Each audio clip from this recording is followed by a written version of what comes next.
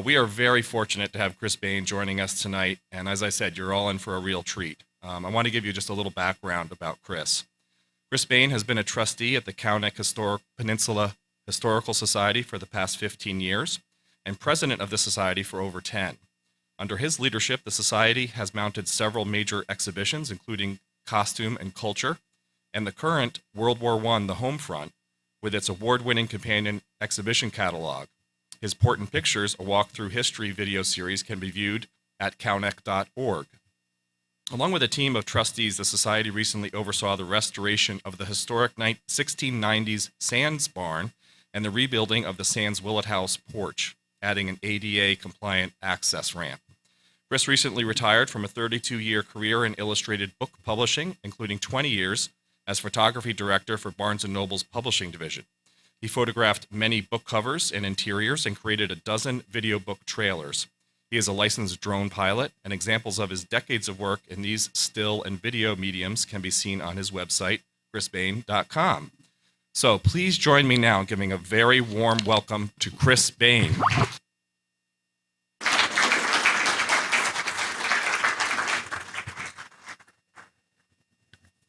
My mic is on. This is good. Thank you, Jeff, for the kind words and for the intro and for making all the technological aspects of this work, which when you're coming with a Mac is sometimes a little challenge. And thank you to Melanie and Brian and Bob, who are also behind the scenes helping to make this happen tonight. As the president of the Cownec Peninsula Historical Society, I thank you all for coming. I sort of refer to this as a slideshow, even though that's sort of an old-fashioned term. I think it fits. As the area's only historical society, I ask that you join us as a member if you haven't already. We are not funded by the town, the county, the state, or the feds, as most other historical societies are. We are an all-volunteer group with one part-time curatorial director on staff. We maintain 2 historic properties, the Sands Willets House and the Thomas Dodge Homestead. When I say maintain, I mean we run them as house museums, but we pay all the bills. So when there's a roof leak or a boiler that needs replacement, that's when we come with our hat in hand. But we are a registered 501c3 organization, chartered by New York State's Department of Education. And as such, your donations are 100% tax deductible. Most importantly, we are concerned with the preservation and dissemination of our rich local history, some of which you'll see tonight. And there's tons more available on our website, so please check us out, cownec.org. The title of this presentation, The Port Washington Peninsula, A Rich and Random History, Part 1. We call it the Port Washington Peninsula rather than Cownec, because a great many people have no idea where Cownec is. A few years ago, I was at a meeting at the town hall, and at the end, one of the staffers came up to me and said, so where is Cownec? We were in Manhasset. Well, the Cownec Peninsula covers Port Washington, Sands Point, Flower Hill, Plandome, and some of the northernmost portions of Manhasset and Roslyn. Basically everything north of Northern Boulevard, 25A. Our peninsula does have a rich history, and I've picked out a few random subjects that I haven't covered in earlier presentations or that I could cover in a different way. And since there are more random subjects that I don't have time to get to tonight, there will be a part 2 in the fall and a part 3 maybe a year from now. So we shall see. During COVID, and in conjunction with Landmark on Main Street, I produced 6 short thematic videos on specific aspects of the town, listed here. Under the group title Port and Pictures, they are all available on our website. They range from 30 to 45 minutes. But they're under the past events menu. There are also a few other videos that you may be interested in, including Alan Din's talk on the Purdy Boat Company and Jeffrey Richmond's book on the building of the Brooklyn Bridge. But let's start with A, for aviation. Aviation was a large industry in Port Washington, but only for a relatively short period of time. First, let me give you the briefest of histories. It was 1903 when Wilbur and Orville Wright made their historic first powered flight at Kill Devil Hills in North Carolina. The first flight by Orville at 10:35 in the morning took him 120 feet in 12 seconds at a speed of only 6.8 miles an hour. The world was changed forever, however. 24 years later, Charles Lindbergh flew his high-wing monoplane, the Spirit of St. Louis, nonstop from Roosevelt Field right here on Long Island to Paris, France. It took 33 hours and 30 minutes. Aviation was becoming an industry quickly all over the world, both with land-based planes as well as seaplanes. Paved runways were rare and prohibitively expensive, which is one of the reasons seaplanes were popular. You could take off in one protected harbor, land in another, then fly back or elsewhere. Here is our first view of the mighty hangars that graced the western shore of Manhasset Isle, shown here under construction probably about 1928. Note that Manhasset Isle was barely populated with houses at that point. It had been sand mined for years and years. Meanwhile, throughout the 20s and 30s, various designs of seaplanes were being tested in Manhasset Bay, while all sorts of land-based planes were being tested over at Mitchell Field, Roosevelt Field, and beyond. The different designs got larger and larger, with companies here in the States, as well as from England, Germany, and Italy, sending out survey flights on ever longer missions. Eventually, they would cross the Atlantic, contemplating and attempting greater feats. One somewhat surprising visitor to Manhasset Bay took place on September 13, 1936. It was the Nazi seaplane, as reported by the Herald Examiner, and found in our collection of newspaper clippings. It arrived on a survey flight having been launched from Horta in the Azores in the Atlantic. Oddly, it couldn't take off from the water. It had to be hoisted onto a special steamship and launched into the air by a gigantic catapult. Not the most brilliant piece of engineering, but they did get here. Here are the finished hangars in Manhasset Isle, built by the American Aeronautical Corporation. They built Italian seaplanes for Savoia Marchetti, but they struggled in the early years of the Depression, as most companies did. Pan Am bought the hangars and the property from American Aeronautical in 1933, and thus it became the base for Pan Am's early survey flights, first to Bermuda and then transatlantic air service to Europe. Juan Trippe was involved in several smaller airlines in the 1920s, eventually co-founding Pan Am and becoming the chairman of the board. Here he is gracing the cover of Time magazine in 1933. More than anything else, Trippe dreamed of transoceanic passenger flights to Europe from the East Coast and to Asia from the West Coast.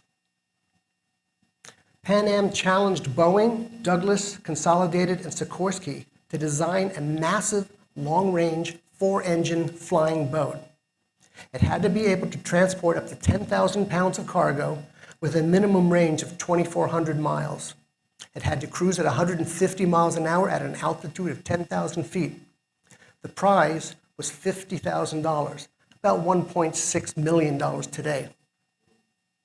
Boeing won the design competition with a new Model 314. Trippe ordered 6 of them, massive planes with an option for 6 more. It was the largest aviation contract in history at that date. He nicknamed all his flying boats Clippers, after the romantic sailing ships of yesteryear. This 1938 shot shows a brand new Boeing 314, the Yankee Clipper, the largest flying boat ever seen in this area. Another Boeing 314 was named the Dixie Clipper. Yankee Clipper, Dixie Clipper, Yankee, Dixie, north, south.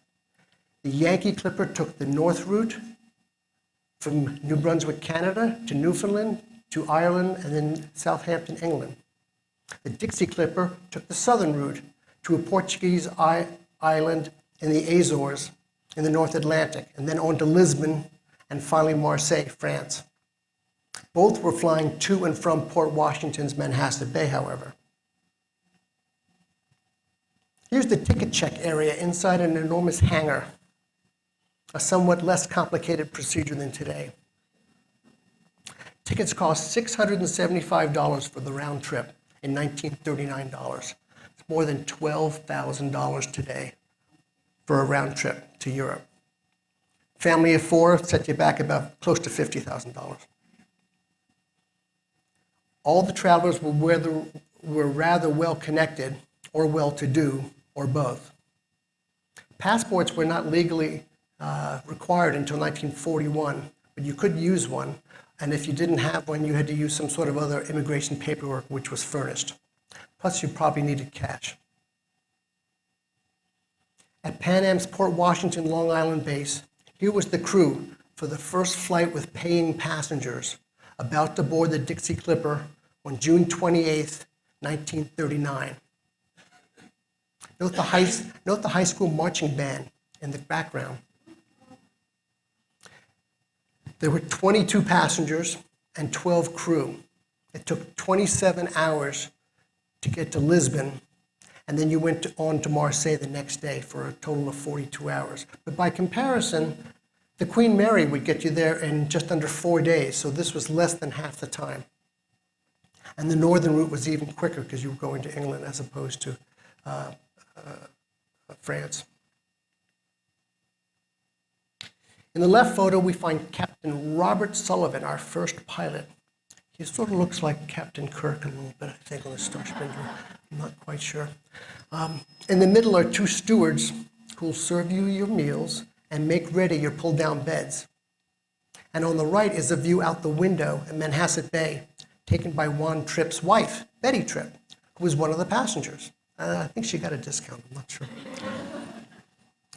There were 5,000 people who crowded the shoreline in Port Washington to watch the inaugural flight, which took off at 1:59 p.m. in the afternoon, June 28, 1939.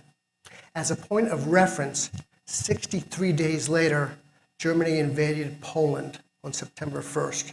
So pleasure flights to Europe were soon to be short-lived, though no one was thinking about that the first day that they took off. There was only one class deemed luxury, with 6-course meals served in flight. This shows the entire layout of the plane, which we don't have time to review now, but if you're interested in the Pan Am Clippers, check out the extensive exhibition at the Cradle of Aviation Museum. It's really worth seeing.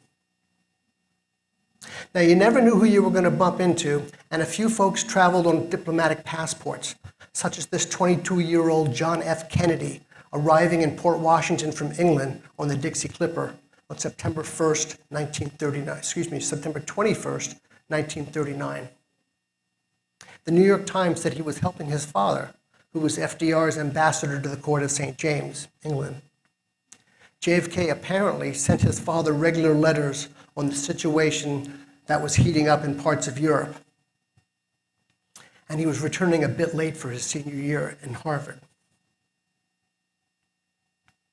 And here is his father, JFK's father, Joe Kennedy, the ambassador, along with JFK's mother, Rose Fitzgerald, on December 6, 1939, 3 months after Germany had invaded Poland. Kennedy told the newsmen, the British government this is my Kennedy voice.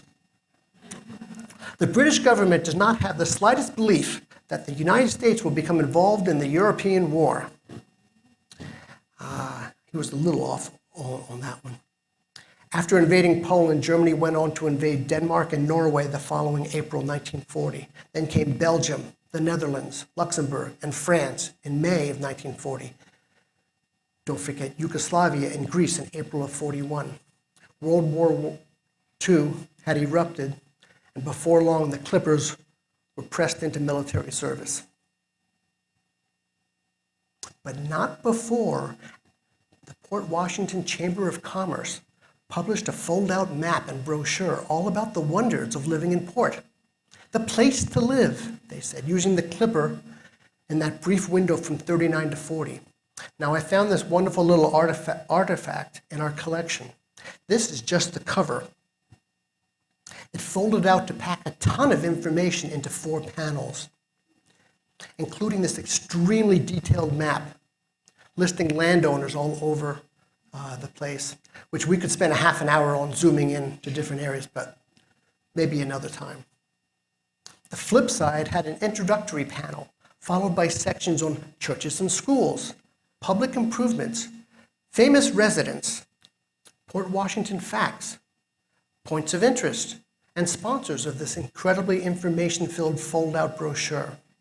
It's a very specific slice of time in Port Washington's history. We love pieces like this. Well, soon Pan Am moved to the New York Municipal Airport, which was later renamed LaGuardia. Grumman took over the hangars in Port Washington, shown here in 1943, building parts for Avenger aircrafts in World War II. Those were torpedo bombers used throughout the war. Women comprised 40% of the aviation workforce on Long Island. Through World War II, women pitched in big time, just like they had done in World War I. As seen in our current exhibit, World War I, the home front exhibit at the Sands Willets House. I'll give a few more commercials like that. I can't help myself. By the 60s, Port's aviation industry was long gone, and the rusty shells of the old Pan Am hangars were the only reminder of the few glory years of Port's aviation history. And now for something completely different. Let's take a look at some of our beaches. There are only 6 shots in this group, so try to guess which one is most not like the others. At the turn of the last century, many people couldn't actually swim, but everyone could wade in Manhasset Bay and cool down in the hot summer months. And like the caption says, everybody happy. Can you read that up there? It's pretty sweet. This color postcard, along with all the other color postcards shown tonight, were hand-colored since they sold better than the black and white ones. By the way, 90% of the imagery in the presentation tonight comes from items in our collection. Many decades later, this postcard of Manor Haven Beach. It's probably from the 40s or 50s. I remember seeing fireworks on the 4th of July at Manor Haven Beach in the 60s. And then when the pool was built, a high diving board. Anybody here jump off that high diving board? I can't see anything, but it was great. High diving board flanked by 2 low diving boards. That's where many of us spent the summer months. My folks used to say that they dropped me off at Manor Haven Pool in the beginning of the summer and then picked me up when there was time for the back to school sales. On the Hempstead Harbor side of the peninsula, we had Bar Beach, and if you look out in the water, you can just make out the diving float, which I may have swam out to, I don't remember, but we used to go to Bar Beach. Across the way on that distant shoreline you see over there was Beacon Hill Beach, with its 150 or so steps down from the parking lot above that you'd have to walk back up at the end of the day, as well as Harbor Acres Beach. And of course, Sands Point had Half Moon Beach, which is still there, of course, but you'd have to walk there or bike there since there's no street parking in the village of Sands Point. I do remember honing my water skiing skills at Half Moon Beach with Paul Kirtland and Bill Allen. And finally, okay, I guess you may have thought this is the one that's not like all the others. Greetings from Port Washington, Long Island. I guess they want us to believe that there's thousands of people here enjoying the surf bathing. This is a generic postcard that was probably sold to store owners and along with other local views. There's probably a greetings from Huntington, greetings from Oyster Bay, greetings from Jones Beach, and every other place on the East Coast. Generics, we have probably 30 different generic postcards that say greetings from Port Washington. And most of them are bogus, but some of them are sort of fun to look at. So generics might be a segment I explore in another presentation, since we have so many and they're fun to discuss. So now let's explore the world of ferries, trolleys, and trains. Someone like that, ferries, trolleys, and trains, okay. In the 1880s through about 1910, ferries would bring people out from the city to escape the summer heat and have some fun. Travelers might stay for a day, a few days, or longer. After leaving the city, the ferries would make multiple stops, usually finishing in Roslyn. This place here, Locust Grove, built about 1900, was just down past where Manor Haven Pool would be built in the 60s, where some marinas are today. Here's a close-up of it. It was a very popular spot to picnic and party. It was really a party pavilion. But by 1910, the locals had had enough of all these rowdy partiers that were coming out by boats, and they managed to shut it down. By 1915, it wasn't in use any longer. Except if you look on the right side of that and look at the building from that end, it looks like this. That's the Locust Grove building seen on end. As a world war was threatening to involve the U.S., the building was repurposed as a spot for training local men to be part of the Home Guard, as seen here. It's a fascinating story, and it's just one part of our current exhibit at the Sands Willets House, which I've mentioned. I'm going to mention it again, so be ready. It's reopening in May, running through November. There is so much content in this exhibit about the World War I on the home front. It's not so much about the war, it's about what was happening in port, in the state, and federally. How were the farms maintained, and how were the factories run when millions of men were shipped off to Europe? It's a guided tour and worth seeing. And if I might brag about our team at the Historical Society for one moment, the exhibition catalog just won a rather prestigious award from the Museum Association of New York, Excellence in Design. So check out the website, get your tickets, and come visit starting in May. Back to ferries. In the 1880s, they left from Peck Slip near the brand new Brooklyn Bridge.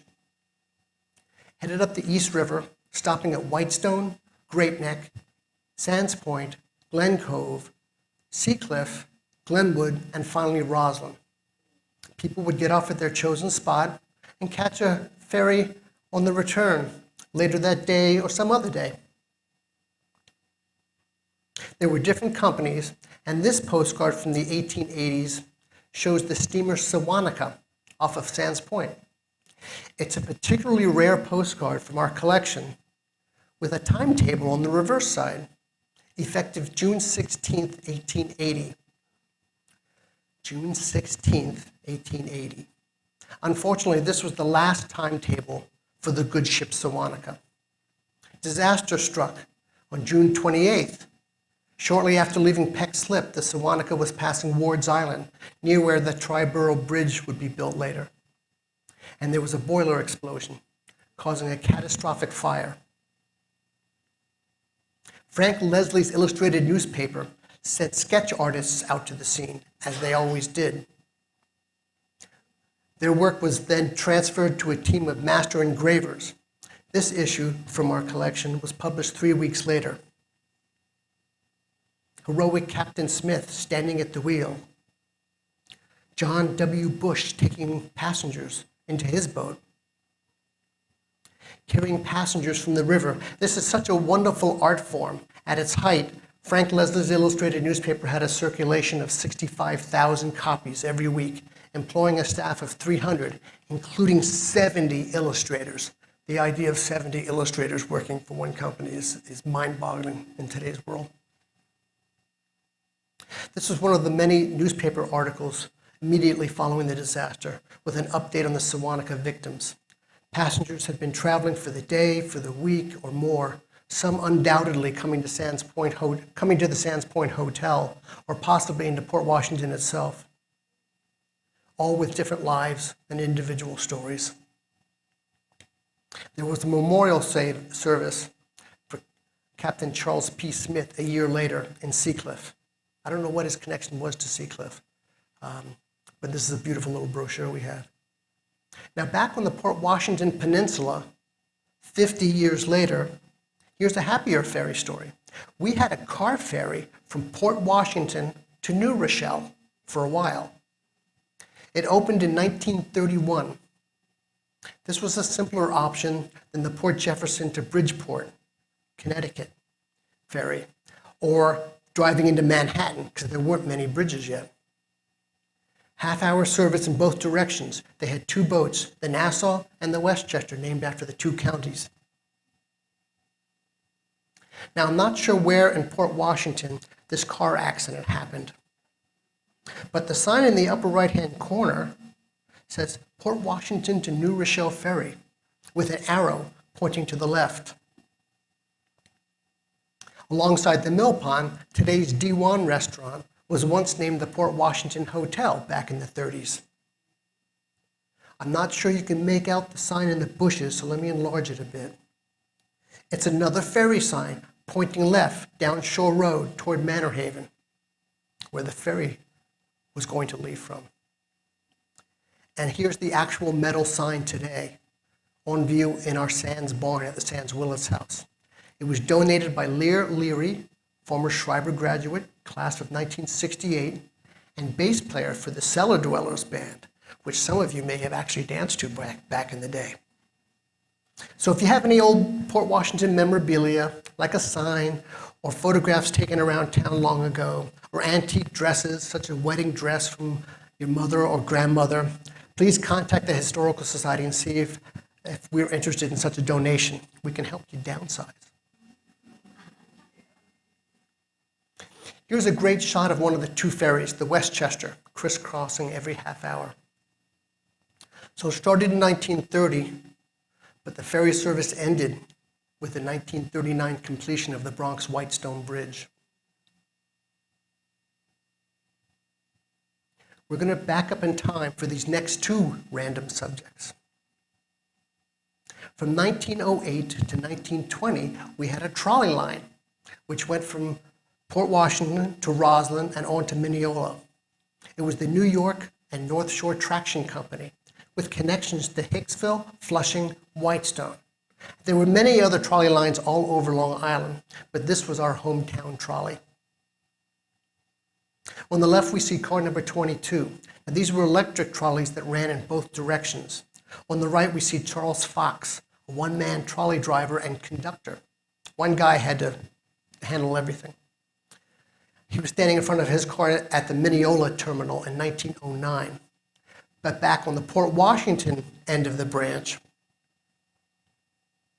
this shows the Port Washington terminus looking toward Plandome. Manhasset Bay Yacht Club is on the right side where you see those two posts, and the Anchorage rooming house is seen on the left, which was the original Mitchell family homestead. We'll hear more about the Anchorage later. But note the caption, a view along the main street. It was the main street, but the name was actually Shore Road. One or two of our early maps listed it as Broadway, oddly enough. But let's consult the map. From Port Washington to Mineola is shown in yellow. At the top is Port Washington, at the bottom is Mineola. That rectangular red box at the top shows the route from the terminus between Manhasset Bay Yacht Club and the Anchorage all the way up to today's Port Washington Boulevard, which in those days was called Middle Neck Road. This stretch of the route takes you south on Middle Neck Road. Back in the day, Middle Neck took a left turn about where St. Francis Hospital is today. Roslyn was the next closest town, and there were only farms off in the Searingtown direction. So the trolley heads down that little Middle Neck Road toward the Dunkin' Donuts that's up there now by Northern Boulevard. At the bottom of the red box, note the words car barn. Remember that for a few minutes. You might know the restaurant that's right next to that spot now, which is Bryant and Cooper's. So everyone knows where they are now. Our trolley takes a left, crosses Northern Boulevard, up and over the hill, and down into Roslyn, right at the clock tower, up to the Roslyn Railroad Station, over to Mineola Avenue, and south to Mineola. Meanwhile, when one trolley met up with another trolley, there were sidings that they could pull over every so often, and they had it timed out pretty well. But it sounds complicated, so there's a better way to experience it. Let's take a ride.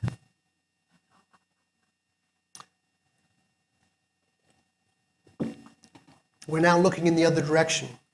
We're down at the terminus, looking north toward Louis. The posts on the left are the entryway to Manhasset Bay Yacht Club, and the anchorage would be off to the right. The tracks must have just ended there because you don't see any tracks coming toward us here, but that was the terminus. They would have just ended there. There are long poles on top of each trolley reaching up to get the power, much like the Long Island Railroad trains reach out to get the third rail. You can barely see the overhead electrical wires that powered these trolleys, but they're always there. Now let's head north on Shore Road and up the hill. Here we are chugging up the hill on Lower Main Street, then named Flower Hill Avenue. The Cove Inn is on our left, a popular hotel for many years, where IHON's parking lot is today. Now, visible over the trolley, you see a little peak right over the trolley. That's the Bank of North Hempstead. That's where IHON's Lobster and Fish House is today. Further up the hill, we see the new high school, later referred to as Main Street School, now landmark on Main Street. It was built the same year as the trolley started, in 1908. On the left is the old Methodist church, long before this library was built, but on this spot where we are right now. On the right-hand side was the Burtis House, one of the early locations of the library. Here's a beautiful view, which I just found of the interior with its rattan seats.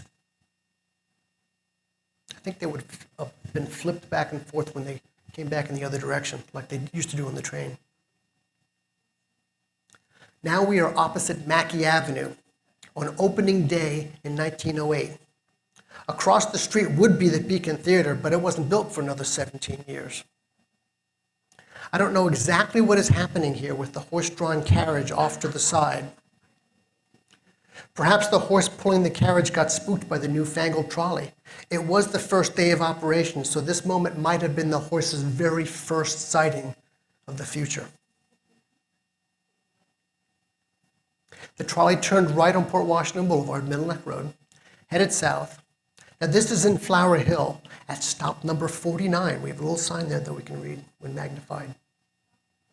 We're looking back toward Port Washington. It was very rural. There really wasn't much between Port and Roslyn except for farms. It's hard to make out a little sign there on the left, but it's pointing toward the sign says Plandome with a little arrow, which is probably Stonytown Road. So we go left, staying on the original Middle Neck Road, past the car barn, which I mentioned before, across Northern Boulevard, up and over the hill, down to the Roslyn Clock Tower.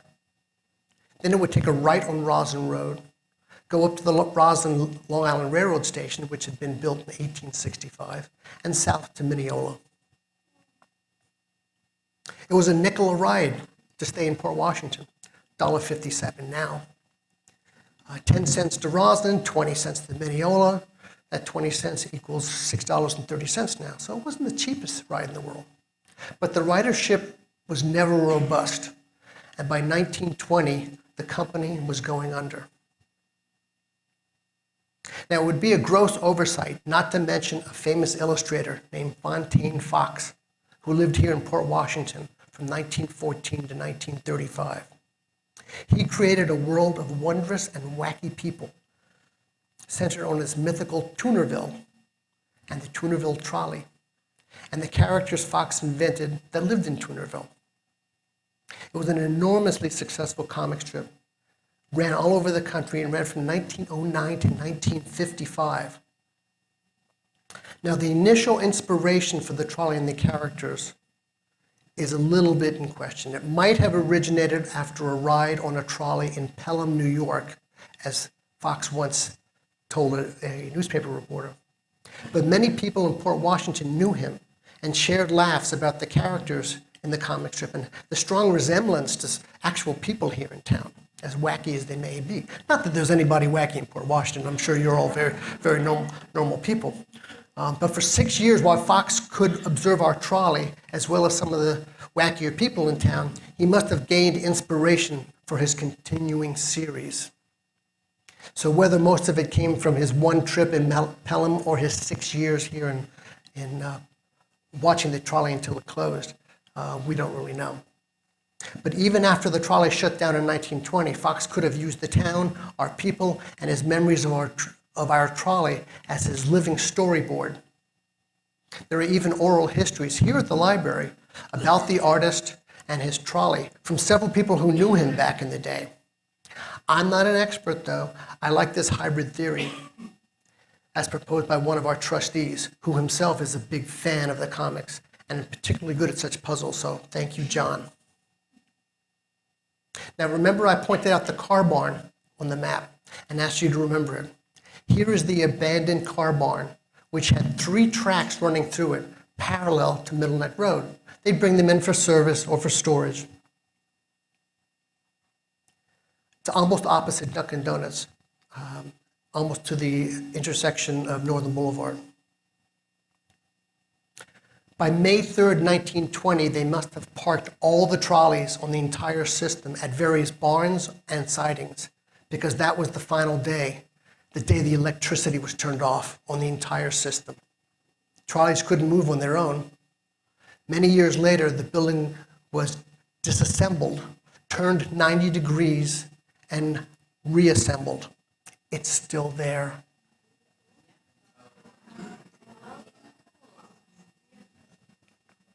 Pretty amazing, huh? Flower Hill Auto Body. There was a huge antique store there for a while, which was wonderful. Many of you may remember that. You can see where one of the 3 track doors is on the right there. But for a variety of reasons, the trolley company failed. People probably didn't have a reason to travel to Roslyn and Mineola in enough quantities.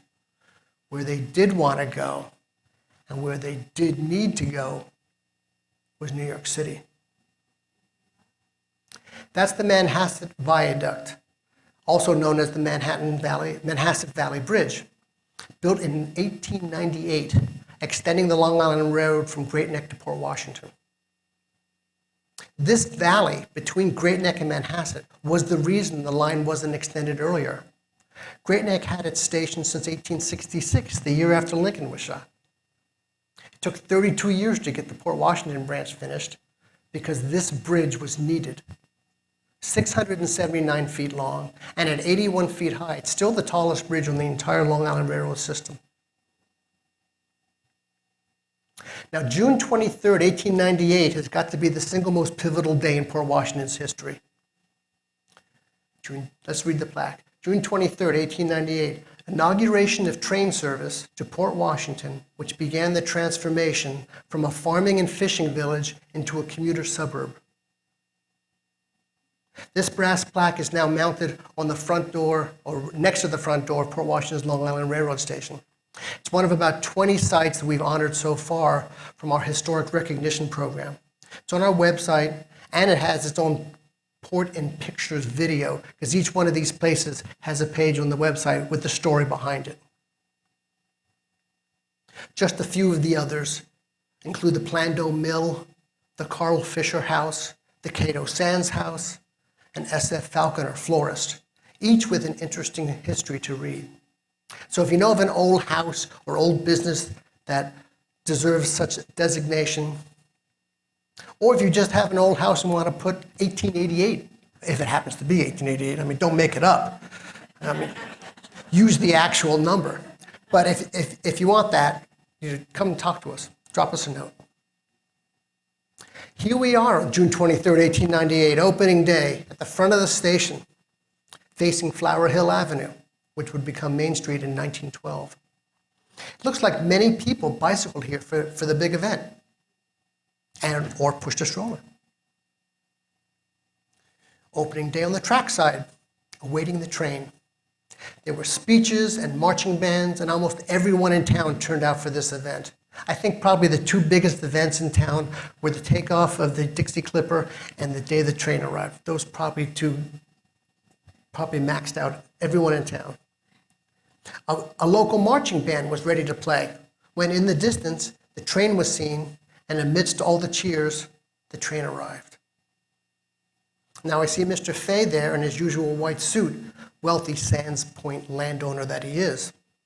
Next to him with a sharp-looking hat, this guy, was William Burke Cochran, three-time congressman, famous orator. He owned 300 acres in Sands Point, and he donated the land and the funds to build St. Peter of Alcantara Church in 1901. Cochran died in 23, and a few years later, Vincent Astor bought almost all of the 300 acres, created a development company, and he created what is now known as Harbor Acres. Here's a beautiful hand-colored postcard titled Morning Express for New York, Port Washington, Long Island. They always said Port Washington, Long Island. You never see an old postcard that says Port Washington, New York. It's always, but you would never write to someone, hey, send this to Port Washington, Long Island. Forget the zip codes. Now, riders would take the train only to Hunters Point, Queens, at the end of Long Island, where they would get off, walk over to the ferry terminal, and take a ferry to 34th Street Ferry Terminal in Manhattan. It was still an imperfect commute, necessitating a train, then a ferry, and then transportation inside of Manhattan. By 1910, the 4 tunnels that commuters are still going through now, the 4 tunnels under the East River were finished. And you could go all the way to Penn Station, allowing a complete commute to Pennsylvania Station. Now note that this train is facing west, it's facing out of town.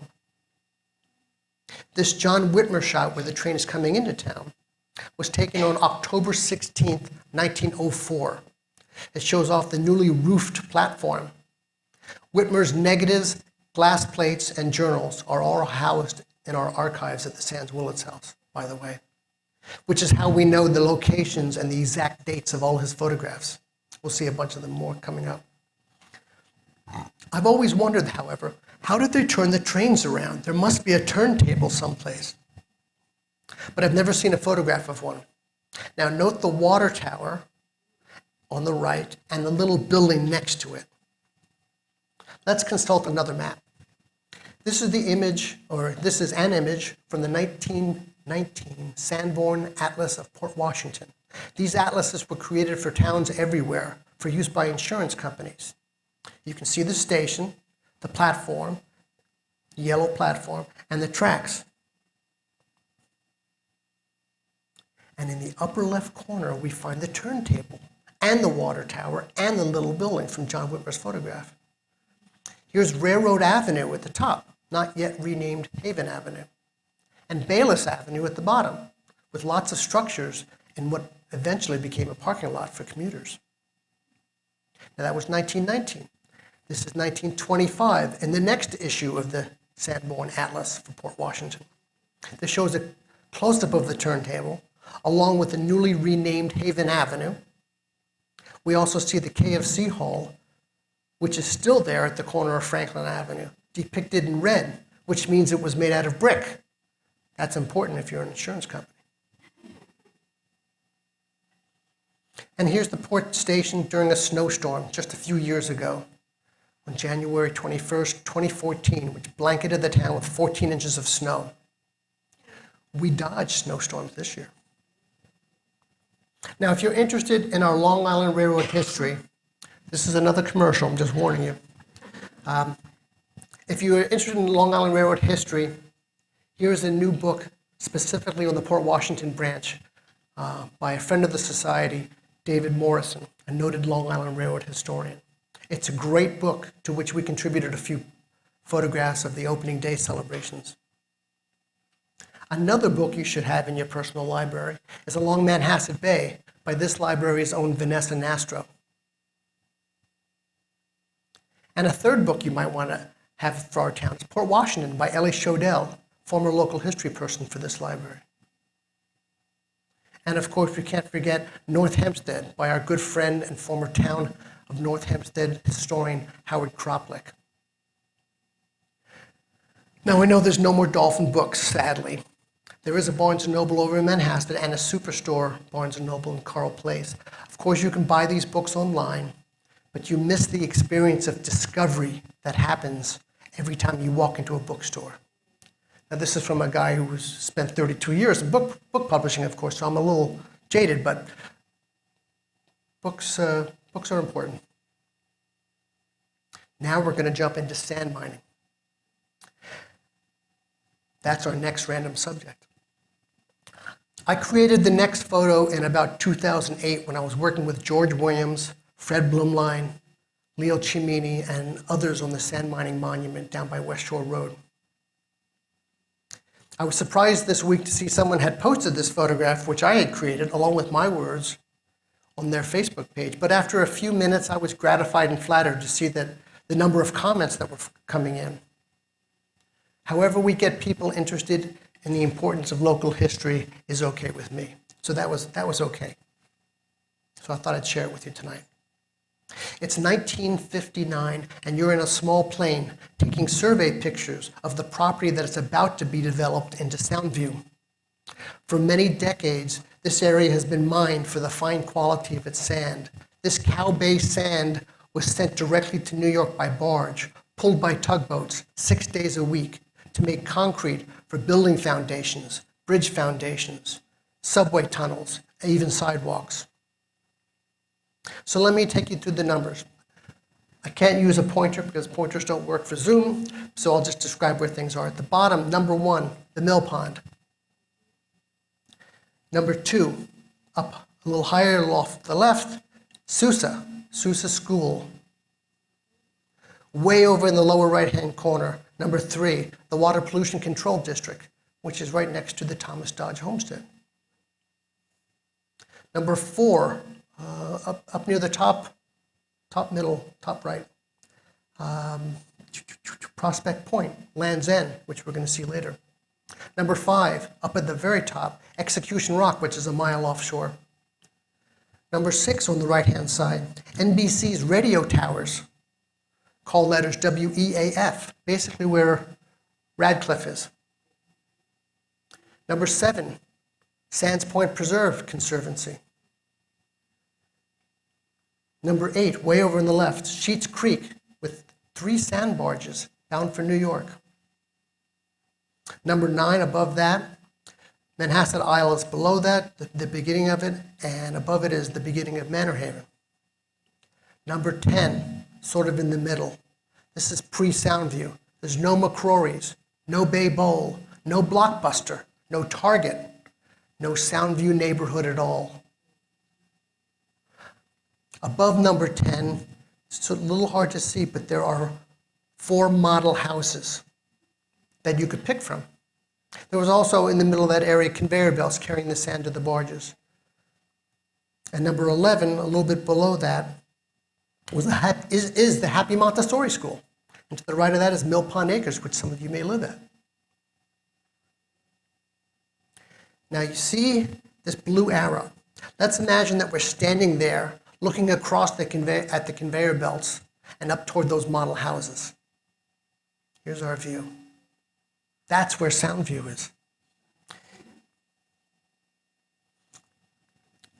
Receding off into the distance, and then here's where the model houses are, which you can sort of make out next to that first blue arrow. And at the top of the hill, you'd find Sands Point Golf Course. It's a pretty good bet that if you dug a hole at that golf course, it wouldn't be long before you found Cow Bay sand. Now on the Hempstead Harbor side of the peninsula, you find a much larger sand mining operation. It was a huge industry in both the west and east sides of the peninsula. And by the end of the 20th century, 140 million cubic yards of sand and gravel were mined and delivered to New York City. It's estimated that 90% of the concrete used to create New York City's infrastructure was made with cow bay sand. Here were about 36 abandoned barges, probably in the 70s, as the sand mining had come to an end. It's fascinating to realize that a great many people not only worked in the Hempstead Harbor sand pits, but they lived there as well. There were homes, a store or two, and a school, shown here. I only have time to show a half dozen or so shots of the individuals, so maybe I'll plan for more in part 3 next year. The next 6 photographs come to us from Stephanie Palin Hill, whose grandparents came from Sardinia and lived and worked in the sand pits. These are in memory of her mom, Marie Nancy Palin.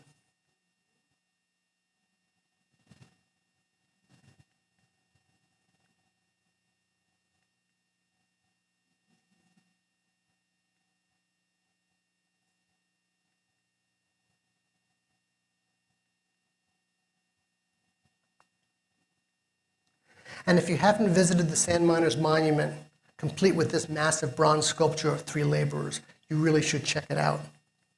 It's a beautiful little pocket park with 6 great informational panels. It's located just past the stoplight that leads up to the golf courses, the soccer fields, and the Greek Orthodox Church. Now we're going to explore hotels and rooming houses. Not everyone in town, just my random selection of them. The Anchorage we've mentioned before was a popular rooming house at the turn of the century. You saw a bit of it briefly at the trolley segment.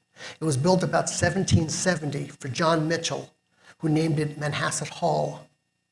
The Mitchells ended up owning several hundred acres in the area. Remember, this is across the street from Manhasset Bay Yacht Club. Hundreds of acres, not bad.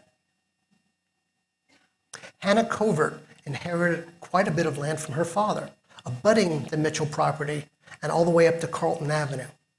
Covert Avenue is the road across the street from the town dock.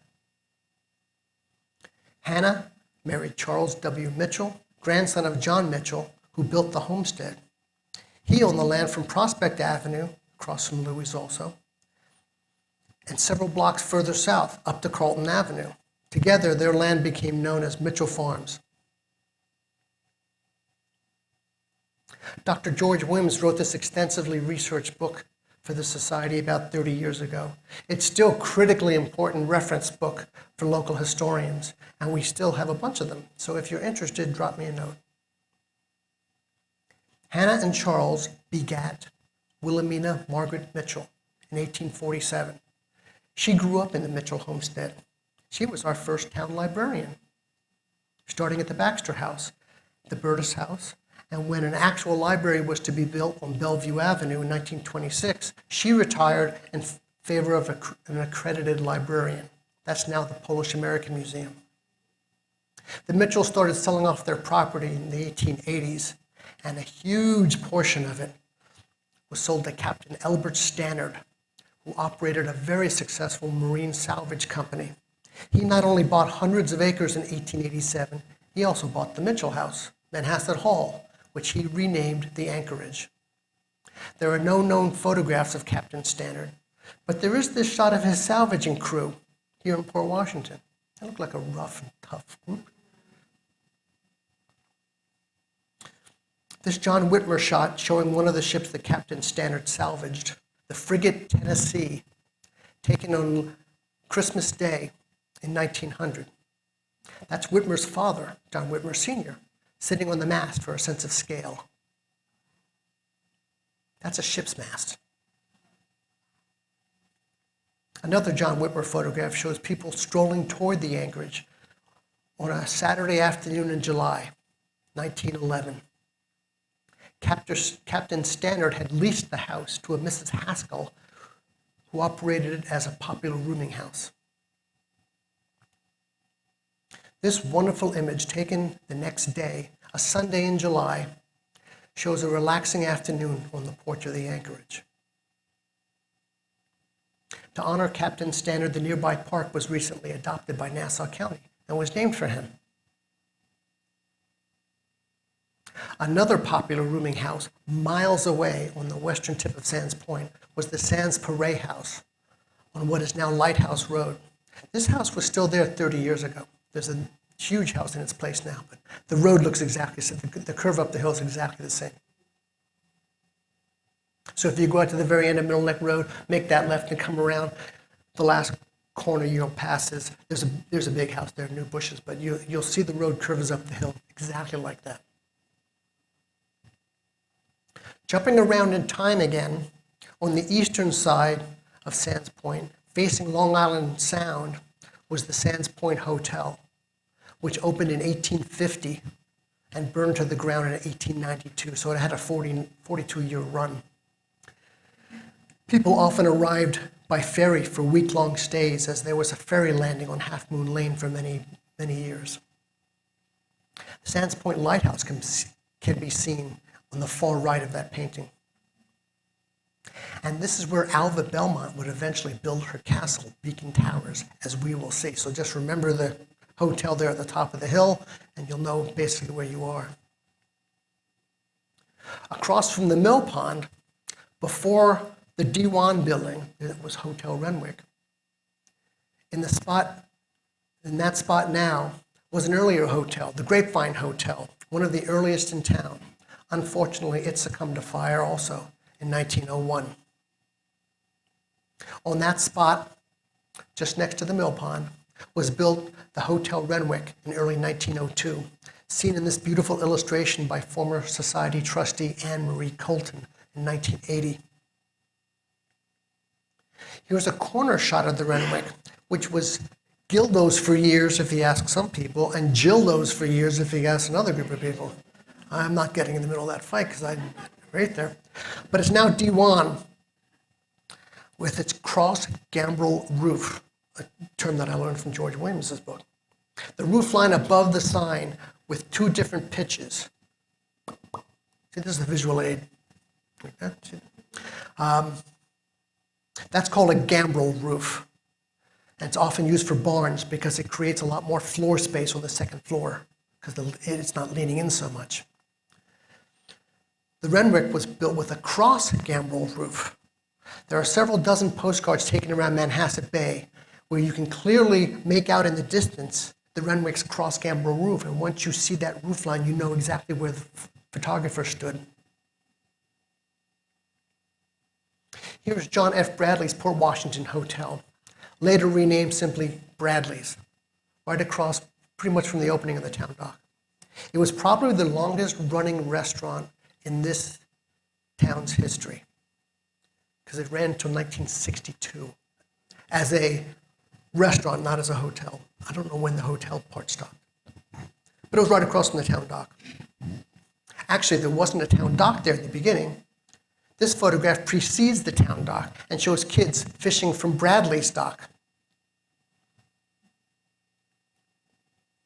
Posing on the new town dock, probably 1905 to 1910, somewhere in that range, we see these two couples. Behind them is Bradley's sign, highlighting the menu, which includes soft clams, lobsters, steaks, chops, broilers, game in season, and rare bits. I had to look up that last one. Rare bits is a dish consisting of hot cheese-based sauce served over slices of toasted bread. Sounds like Cheese Whiz on toast to me, but I'm sure it was delicious. Heading up Lower Main Street, there's the Cove Inn on the left, where IHAN's parking lot is today. This is probably pre-1908, since there were no trolley tracks. The Bank of North Hempstead is on the right, and you can just make out the steeple of the Methodist Church way up in the hill on the distance. That's where this library would be built in the 60s.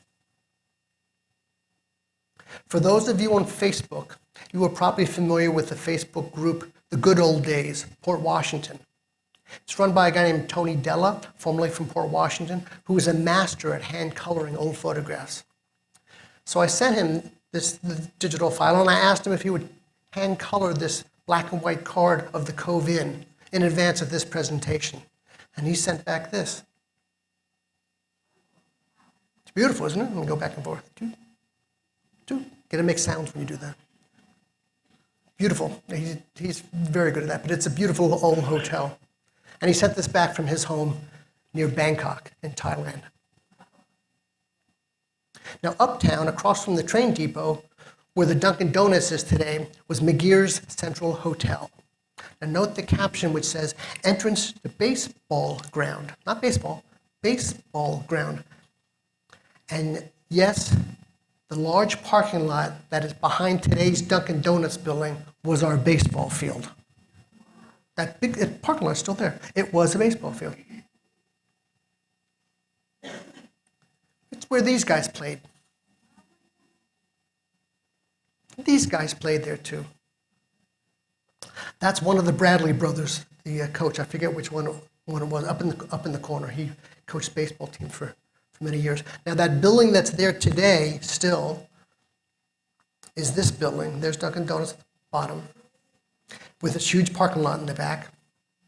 It's a little tough to read up top, but at the very top the building says McGear Building. So Mr. McGear started with his hotel and ended up with a 4-story apartment building. One of the first in town, if not the first.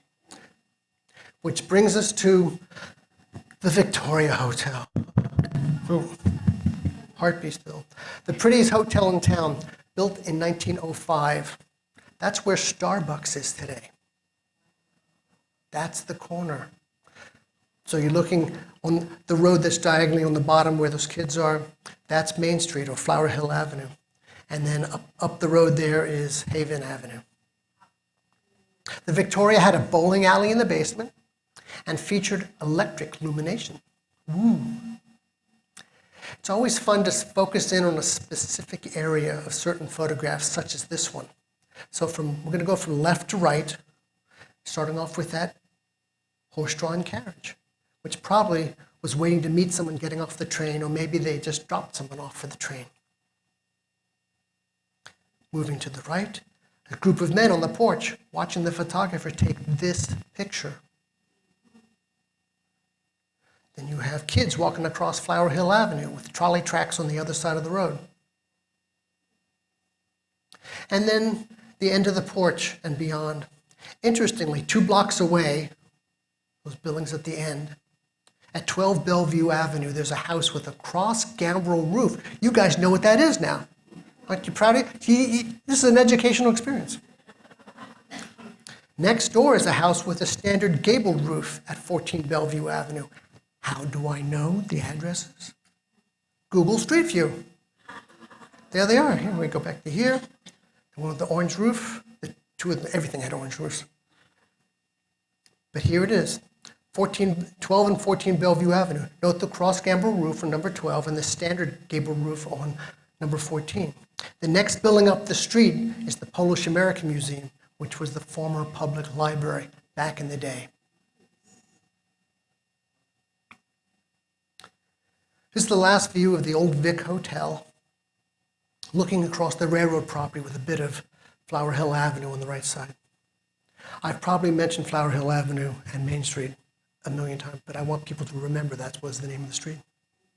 Now, in 1929, the property was sold to make room for the Port Plaza building after only 25 years as a hotel. With a location right next to the train station, I don't know why it wasn't doing better at the time, but that's for further research. Now, we're going to move into Sands Point, our final location.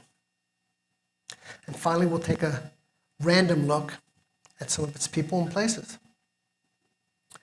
such as Francis Scott Key Fitzgerald, F. Scott Fitzgerald, and his lovely wife, Zelda Sayre. And the book that F. Scott Fitzgerald was mostly known for, The Great Gatsby. It's also the book that has borne numerous rumors and that has caught the fire in the eyes of countless real estate agents for many decades. I'll explain why. These are Scott's most widely mentioned books. 1920, This Side of Paradise. It was an instant success. That's the book that sold 40,000 copies the first year and propelled the couple into the Roaring '20s society. They were the hot young couple, and he was the hot writer. The Beautiful and the Damned, that sold more. That sold 50,000 copies, but it wasn't as much of a commercial success with the critics. And The Great Gatsby, 1925, had generally favorable reviews, but only modest sales of 23,000 the first year. Here is Scott and Zelda's gravesite in Rockville, Maryland. They had an enormously complex relationship, moving from Great Neck to the French Riviera to Rome. There were numerous affairs by both, and in 1932, Zelda was hospitalized with schizophrenia. Scott died in 1940 after a life of alcoholism and no success during the Depression. He died thinking himself a failure. Sad story. Now you're looking down on Prospect Point, a property named Land's End. But since I'm mentioning Prospect Point, I think a pop quiz might be coming soon. On the beach here is a huge boulder, right here. It's the size of a school bus. And if you climb to the top of the boulder, you'd see this, the National Ocean Service marker. There are 6 points on the Port Washington Peninsula, 5 of which are in Sands Point. I don't know if any of the others have such markers, though I've looked for a few of them, but I'll just name the points for you. Some of you are doing this in your head already, I bet. Starting, if you're at the town dock looking across the way, you see Tom's Point, Plum Point, Barker's Point, Sands Point, Prospect Point, and the one that everyone forgets. Anyone? Mott's Point. I thought someone would get that. Mott's Point. Okay, back to our story in Land's End, and we'll talk about the points again. Growing up in Port Washington in the 60s and 70s, this house, Land's End, was often referred to as the Gatsby House. Everyone said, oh, that's the house. They looked across it, watered at each other. Ooh, so romantic.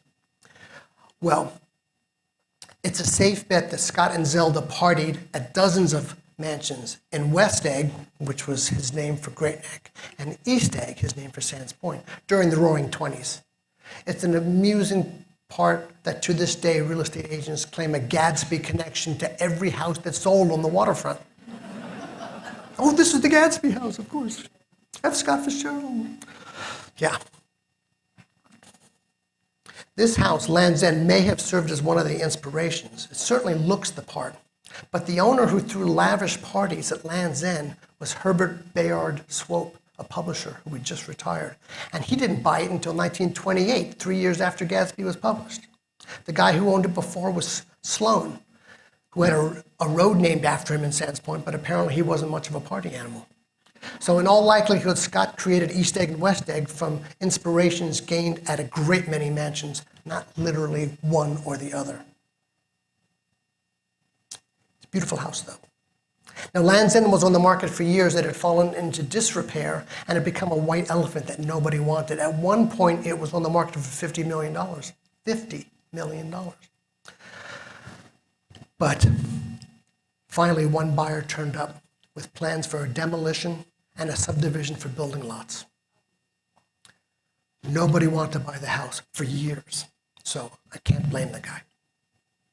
Representing the Historical Society, I approached the owner and obtained permission to photograph the place for a few frantic hours in October 2009. This is the front door, and I'll just show you 9 shots after this. There was nobody in the house. I was just wandering around. It was great.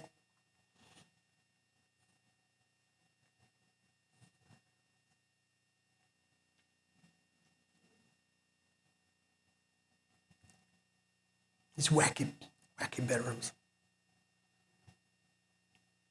Now, Newsday recorded the demolition, which I heard only took a day or two, in light fog, sort of fitting. Note the little upper story window on the last remaining section of the house on the right. Here's the view I captured out that window a few months earlier. How I wish I had rescued that window for the Historical Society. What was I thinking? There was a matching window at the opposite end of the house, seen here. Now, if you want to see all the 36 shots that I saved and liked, you can see them on my website at chrisbain.com. Now, here's our peninsula. Can you remember our points? I'm not going to make a quiz out of this. I'm just going to tell you because we don't want to start any arguments. So I'll help you out. Here they are. Toms, Plum, Barkers, Sands, Prospect, and Mott's. Now, you're going to be able to amaze your friends with this information because we give walking tours, and Catherine and I ask people, and almost nobody, unless you're a sailor. If you're a sailor, you usually know these. Now, the second one from the town dock is Plum. Let's take a look at Plum Point here at Manhasset. Sands Point Bath and Tennis Club, built about 1920, also known as the Sands Point Bath and Racket Club. But to my dear friends Charlie and Mary Rumsey, it was always just the club. It was the place to see and be seen. And for some reason, there are very few photographs of this wildly popular club, except for their annual costume party, which they had all throughout the Depression, which was sort of sick. The club had two major heydays, one in the 20s and then another one in the 40s and 50s, though it was always popular. They had top shelf entertainers and were always booked for Saturday night.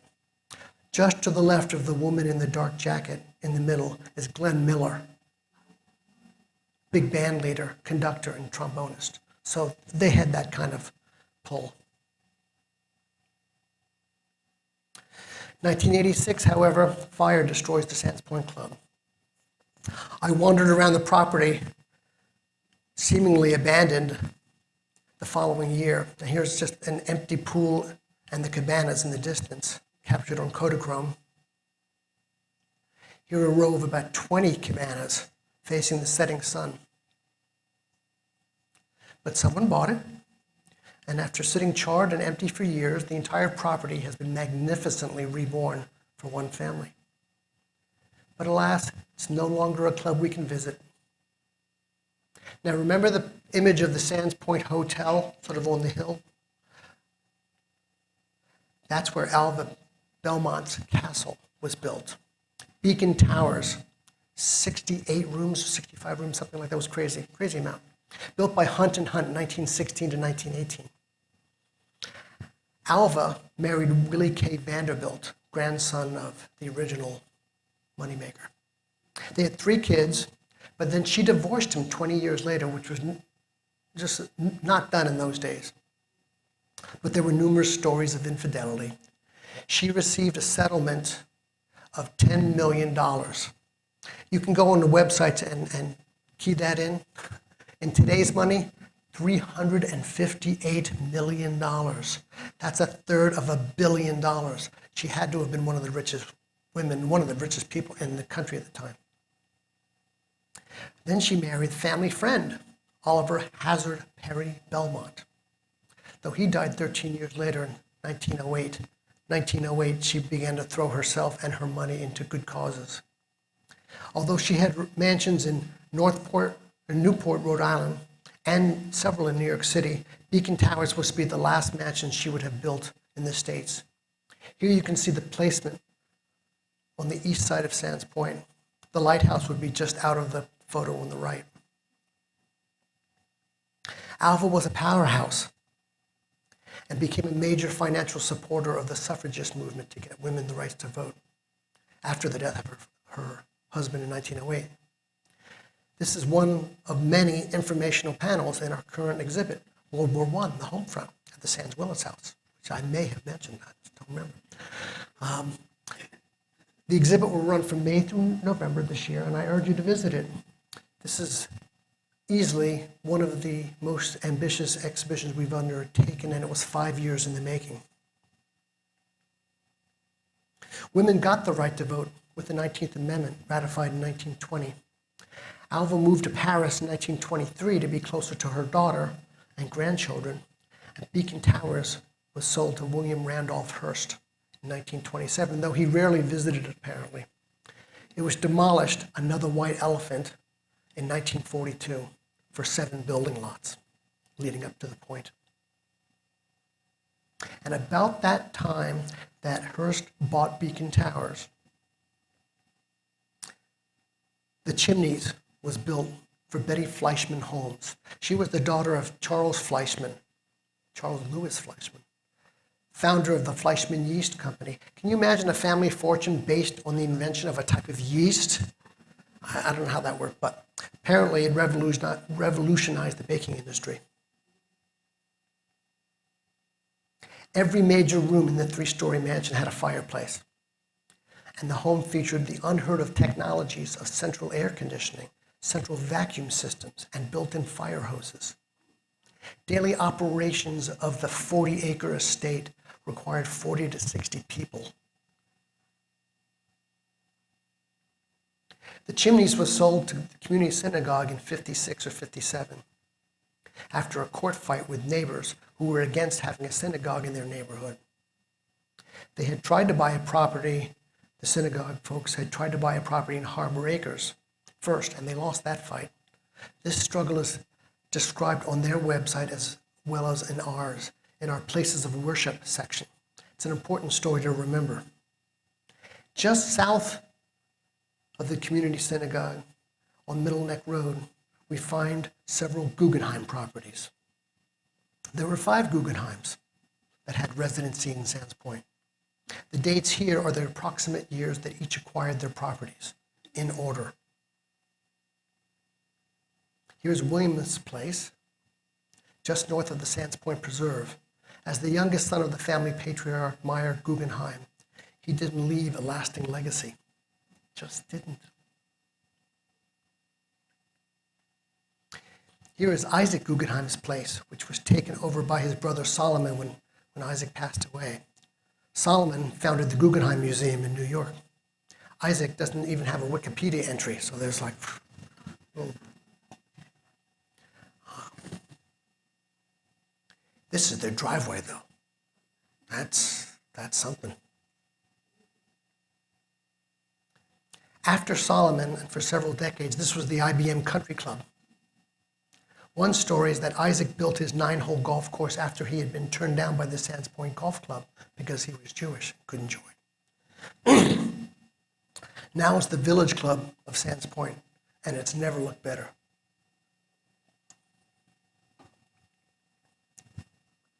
The Sands Point Preserve Conservancy. This was Daniel Guggenheim's place, which he had bought from Howard Gould. That's a whole story in my Sands Point video that you should see. That's a funny story. So Daniel bought it from Howard Gould. Gould had the various castle-like buildings built on his 220-acre property. Daniel's son, Harry, took it over in 1930. Harry and his wife, Alicia Patterson, were the founders of Newsday, though Alicia Patterson was really the powerhouse for Newsday. He was the funder. He also funded the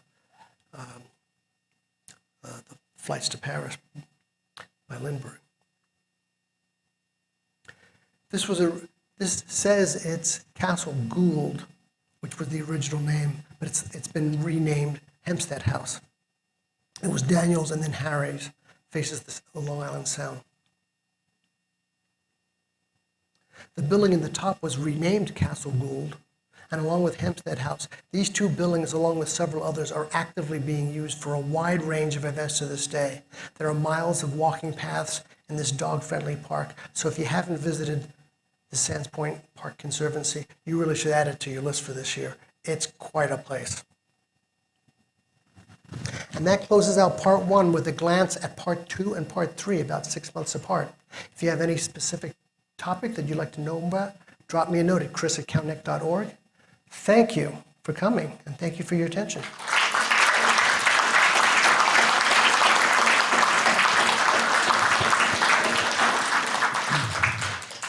Thank you so much, Chris. That was fantastic. Let's have another round of applause for Chris Bain.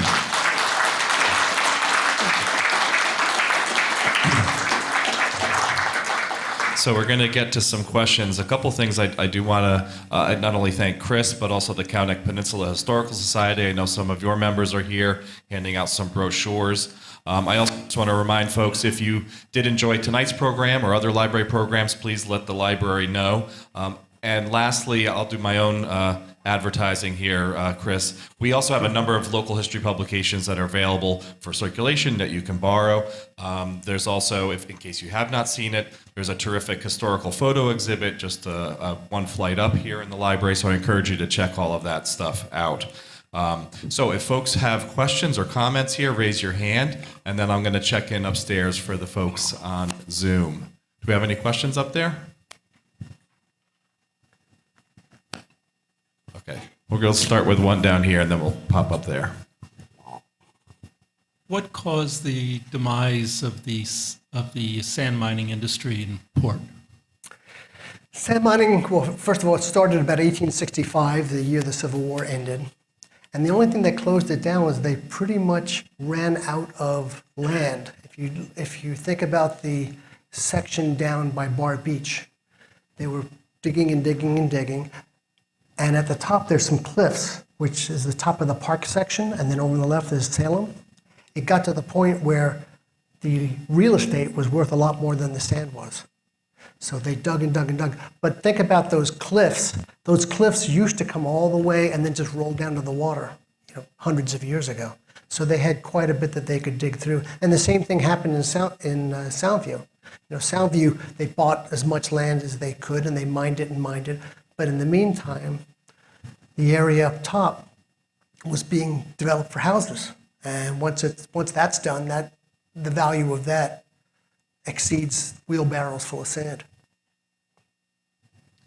I'm going to turn it upstairs. I think there's a question up there. Thank you. What was the history of the seaplane base in Manor Haven? The seaplane base, which is still on nautical maps, that's a good question. There are the very first house in Sands Point, once you leave Manor Haven. There's a whole bunch of condo things now, so you can't really see where the end is. But the very first house within Sands Point has a hangar that is still there. There is a Grumman Widgeon twin-engine sea and land plane still in that hangar. It's owned by the Thompson family, good friends, and that was part of it. I'm not sure if it developed around their house because the prior owner also had a seaplane. And I'm not really sure, though my plan for part two is an aviation deep dig, because I've been asked by the library and someone else to do a real big thing on aviation. So I'm learning. But it is on nautical maps. As he mentioned, I'm a licensed drone pilot, and you can get insurance instantly on your phone when you needed it. But if you're down anywhere near that, it says, oh, you're near a seaplane base. Do you have specific inspection? I'm like, seaplane base? I'm in my Manor Haven pool. But it's still on the maps, and it's still regarded as a landing strip, and it's on the nautical maps that you can land there, and they can't moor any boats in that area. But that's about as much as I know about that. But come November, I'll probably have a better answer. I think I saw some more hands here. There's one in the back. These are terrific images, Chris. Fantastic. Chris, getting back to the sand pits, is there in principle still sand there where the houses were built, or did they deplete everything? Well, they dug down to the ground, which is basically what they could do. I suppose they could have gone a little bit lower, but the water table begins to become an issue at that point. So I'm sorry, what? No, but is today, is there still sand Oh, there yeah. in principle? Oh, sure. There's sand. If you dig down 6 feet almost anywhere in town, unless you're on a hill, like up at the golf course in the back of Soundview, that golf course that's on the hill at the top of Radcliffe, it's sort of on the Sands Point side. If you were to dig down 6 feet, I bet you'd hit. I mean, they're going to bring in some topsoil and stuff when they developed it, but you'll hit sand if you dig down 6 feet. I know people that have told me, oh yeah, well my dad used to dig in the backyard and couldn't plant a tree because he hit sand. The sand was very special. It had grains of varying sizes, which is what made the best concrete. It wasn't just all, unit size. But yeah, there's plenty of sand. The whole Lionsfield area was sand mined. The whole area where Mill Pond Acres is. And that was the last 40-acre plot of land when they developed that had been mined. But when I was a kid, we used to ride mini bikes in there. I mean, that was just a big playground as far as we were concerned. Thank you. So I'll throw in another quick little promo here. About a year ago, we had a talk on the Hempstead Harbor Woods area, which is essentially north of where the Amsterdam property and that area is. That area was all sand mined, but over the decades since the sand mining stopped, it actually has begun to return to its natural habitat. So there's now a mountain bike trail through there, et cetera. So Sure. we did record that talk. You can check it out on our YouTube Oh, page if you're yeah, I'd like to interested see that in myself. more about that. So I'm going to check in again upstairs if there's another comment or question up there. Yes, we have a comment here that you outdo yourself every time, Chris. You are a priceless port treasure. Wow. Thank you. That's very kind. Very kind. Thank you. Another question here. Thank you. So, more of a comment. I recently learned on Bayview Avenue, as you're in Manhasset and coming up Bayview Avenue toward, obviously, downtown Manhasset and then eventually Port Washington. If you're coming up Bayview on the right, there is a very large, very wide cul-de-sac of houses that are just plopped in that are extremely close to each other and that have nothing in common with the surrounding houses. And I learned recently that Pan Am had bought all of those, or that large property, and had subdivided it and had used it for their pilots and their crews. Really?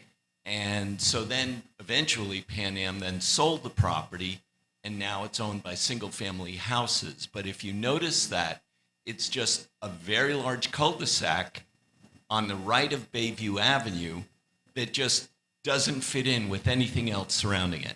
So this is coming from, let's say, coming from Port Washington. You're heading out. No, if you're by the trestle, by the train, the Manhasset Yes. Valley train trestle, right? Right.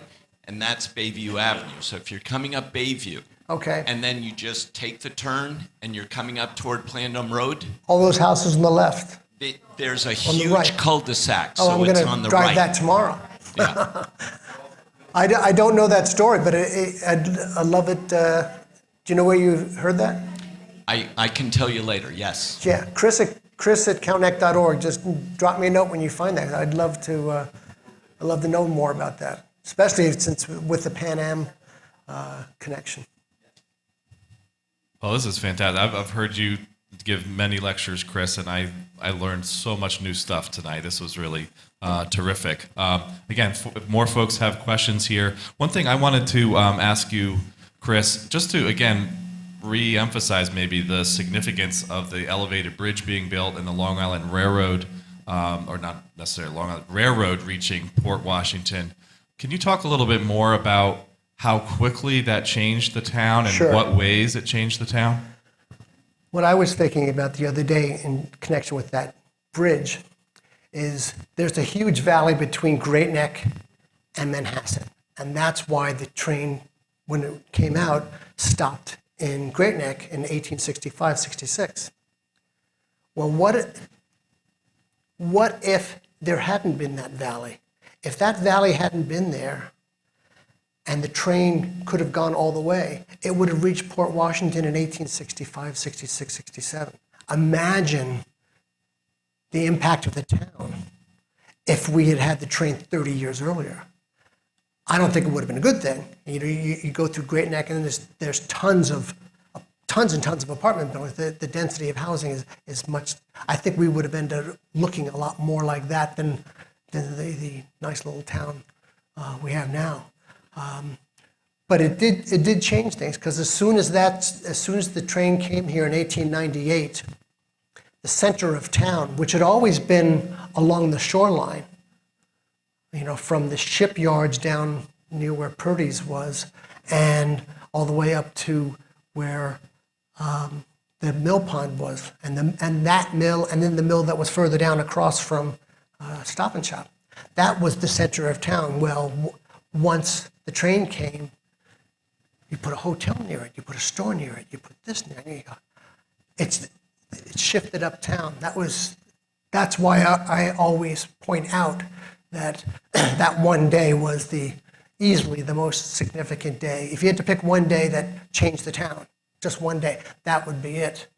And we had quite a little group, and Ken and I and Glenn, trustees, all got that plaque made for the Long Island Railroad, and it's just to the right of the door now. But people walk by that all the time, and I hope that a few of them, once a day, once every week, I hope a few of them actually read it, because it's such a magical time to think that one day could change things. But then when the train came, now, and remember, you didn't take the train to the city. You took the train to Hunters Point. That's what people in Great Neck had been doing since 1865. And then you got on a ferry and went across. And then you got some other transportation. What if you worked down on Wall Street? I mean, that'd be a long slug.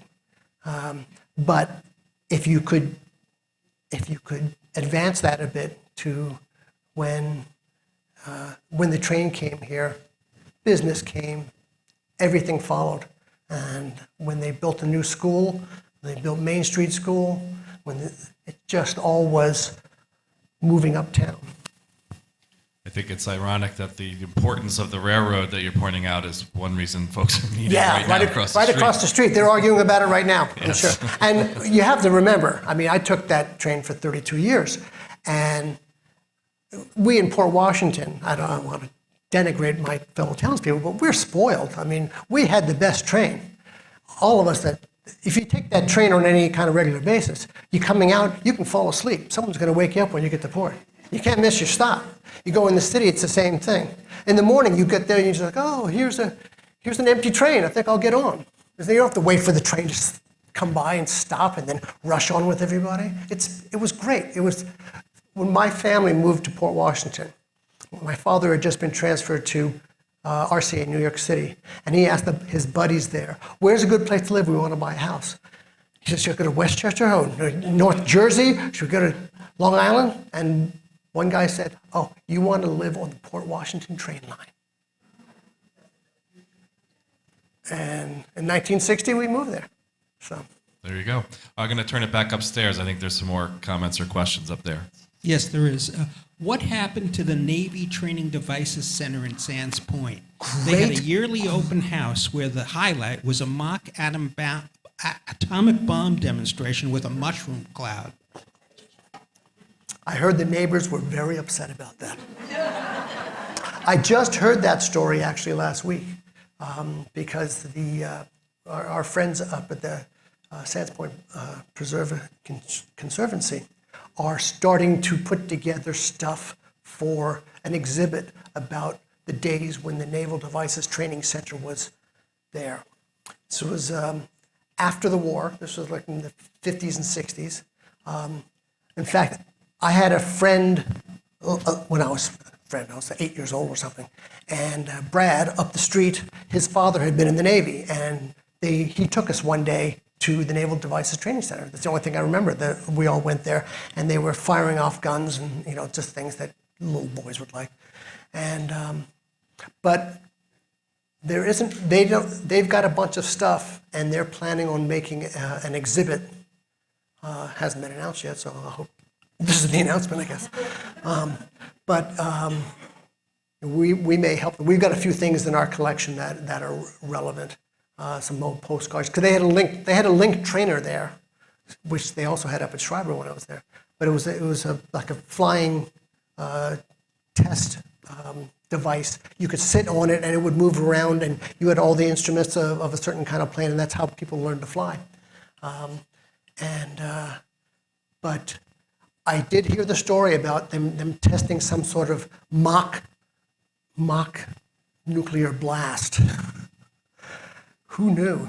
I mean, I don't know whose idea that was, but there was some sort of big, not a mushroom cloud, but there was some sort of explosion. And I just heard it, but I just heard the story last week. So I'm going to look into that because I want to read the port news from that week would have talked about it. So, you've got to look for that. The original source information of newspapers of the day are really full of some of the best information for something like that. So that's one we have to look into. So Bob, we'll check in. You guys are good up there? Okay. So one other question. Oh, we have another question here. Just 1 second.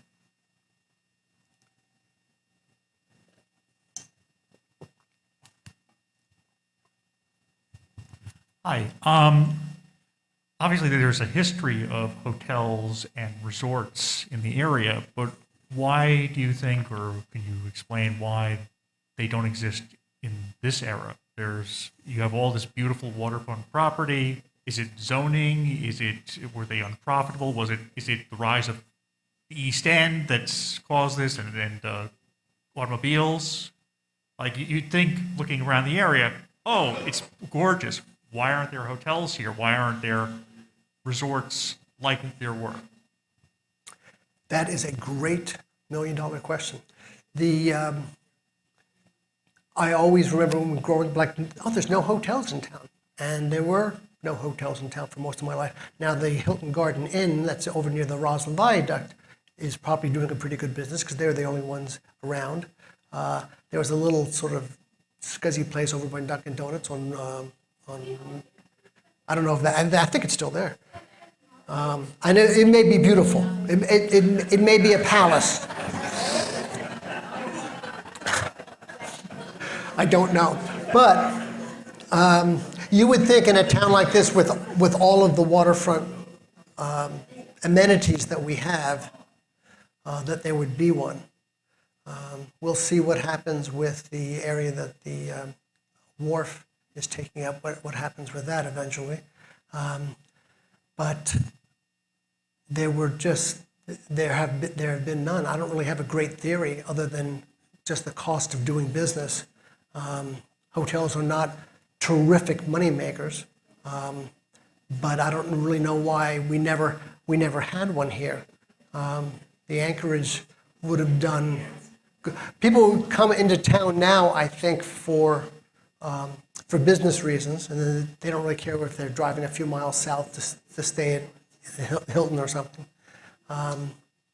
But it seemed like it would have been nice. And now the Knickerbocker building on the site of the Knickerbocker former country club, yacht club, they have I think they call it a boatel, I think they call it, where you can come by boat and stay there. And I think they now will allow people to stay there. But I think they've only got like 6 rooms or something, 6 or 8 rooms, 5, Laura was saying. So it's unfortunate because people really, I think they used to come out to escape the summer heat. And that's just not, since air conditioning, that's just not an issue anymore. But you read the back of these postcards, and it's like, "Hi, I'm having a wonderful time here. Oh, people had a great time here." It's sort of, I should do a thing just on the flip side of postcards, because some of the stories that you read, why haven't you written? It's like, oh, really? You read all kinds of things, but it's sad that there aren't more places to stay. I mean, there's certainly enough restaurants. In 1911, there was a carnival, a town-wide carnival, and the whole town decorated with red and white and blue bunting. And at the time, there were 6 hotels in town. There was one past Louis, there was Bradley's, there was the Renwick, there was the Central up by the train station, and there was the one in Ihans parking lot, which always had one. When I was a kid, Ihans parking lot was a gas station. So that has been gone for a long time.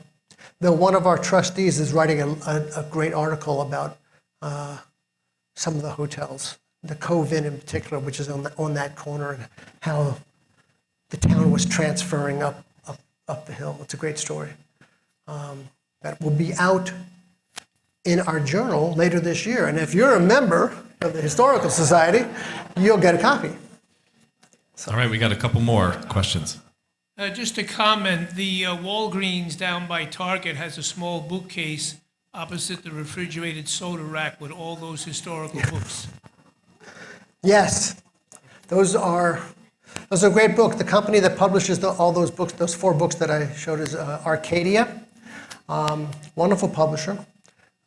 They do these books on they slice the towns into every way you can, there's probably 4 for Bayville, and there's 3 for Port Washington. Their deal is pretty straightforward. If you go to them and say, I want to publish a book on Port Washington, they say, okay, can you supply the text? And you say, yes. Can you supply all the pictures? Yes, it's the Historical Society. Yes, it's the library. And they say, okay, we'll publish the book. It'll only cost you like a couple $1,000s. It's not that much. And you get to publish the book. And then they get to distribute it forever. And they do it, they know the around the town, 8 miles, they sell so many, 12 miles, they sell so many. But they do a very, very good job, and it has allowed a lot of history books to be published on narrow topics. The firehouses of Quogue, or something like that. It's like, oh, okay. But if you're in Quogue, that's a great book. These books that I showed, they're all great books. It's not like long literature, but it's picture caption, picture caption, picture caption, and you have just a lot of information. I go through them as soon as they come out. That one on the Long Island Railroad by David Morrison is just out a few weeks. We went to see several of us. Ken and I went to see him speak in Great Neck. No, it wasn't in Great Neck.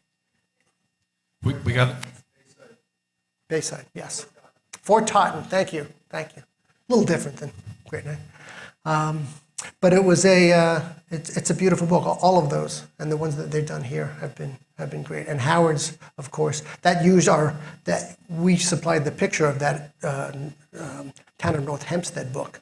Had a kid laying down next to his bicycle. That was a John Whitmer picture. That's in our collection. We have one more question over here.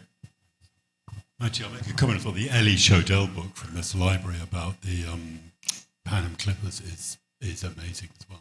I'm sorry, say that again? Ellie Shodell wrote that book. Yes. From here. Yeah. From the library about the Pan Am Clippers. That's an amazing book. Yes. Fabulous photographs and text in that. Yeah, My question is really simple. What's the old house in Port? I'm guessing it's what's the oldest house in Port Washington? The oldest house in Port Washington is in Sands Point. Still there. The people are very private. And the family name will come to me in a few minutes. At our place, the Sands Willets house, it's a 2-part house. The Sands portion goes back to 1735, and the Willets portion was built in 1850 and was put together. The Dodge house, which we manage, is the early 1700s also. So those are easily in the top 5 oldest house. But the house that's in Sands Point is on a very private street. It's a very private family, elderly, and the name just escaped me. Glenn? Cornwall, thank you. Cornwall. It's the original Cornwall house. We've got a lot of photographs of it at the turn of the century, and it's a beautiful old house, and they've been there for 40 years, I believe. So I think as we just start to wrap this up, Chris, one last question I wanted to ask you about. You've shown us all these terrific photos tonight, and I think what I was struck by is that so many of the photos you chose really tell a story on their own, certainly much more than a bunch of the photos I'm sure are on my phone right now.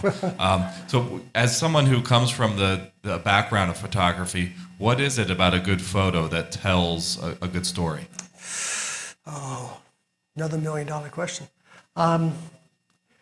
It really varies. Obviously, composition is something, but it's the subject matter. When I went from trolleys to trains, And I had to make the choice of what's the first train shot I'm going to use. And so we've got hundreds of train shots to look at the Society, and hundreds more that we just have the digital files of that we don't actually have prints of. But I saw that, I was like, oh, the trestle. The trestle made the difference, because the trestle, it was the subject matter. But it wasn't just an empty trestle, it was a trestle with the train on it. I mean, that's one of my favorite, one of my top 25 Port Washington shots. And I've used shots like that before. And we've got other shots that are from the trestle looking north and from the trestle looking south, which is sort of interesting.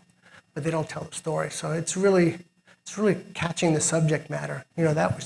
Someone was catching the train. They had their tripod set up. They had their big black cloth over their head, and they were ready, and they just waited, and the train came, got it.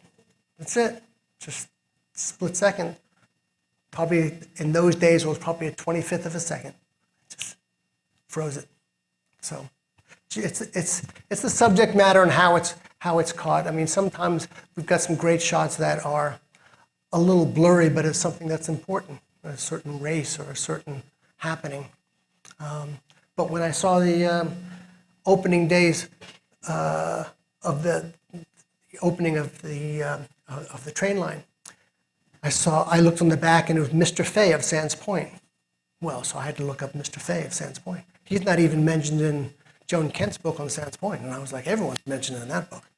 And but I found some information about him, and I looked at a map from 1896, and in 1896, a little bit north of Prospect Point, there's the Fay property. I'm like, oh, there's 100 acres.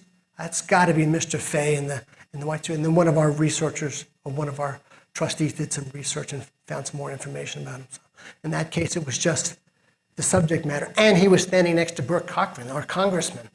So, there's a story there, because it was Cochran. Well, Cochran had 300 acres. I don't know anyone, not even any of the Guggenheims had 300 acres. Cochran, to my knowledge, is one of the largest landowners ever in Sands Point. And he came from nothing in Ireland and moved here as a congressman. How did he get 300 acres? I don't know. Well, Chris, I think you've done a terrific job tonight in terms of choosing photos, telling part of Port Washington's story tonight. So let's have another round of applause for Chris Bain. Thank you. Appreciate it.